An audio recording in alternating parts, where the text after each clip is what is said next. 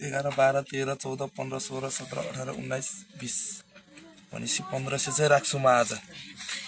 4, 5, 1500 यो मेरो खर्च। यत्रो दुःख गरेर छ, खर्च चाहिएन, त्यत्तिकै काम गर्छ।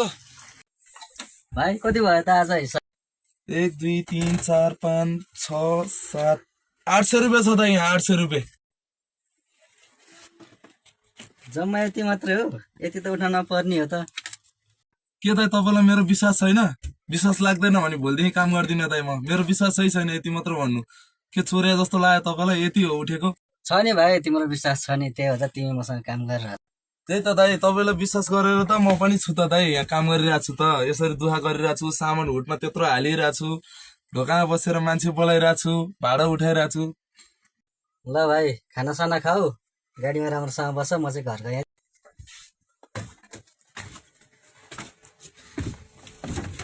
ल ल दाइ, ल बाई बाई, राम्रो छ। ल विश्वास छ नि तपाईँलाई? विश्वास त गर्नु परिगयो नि।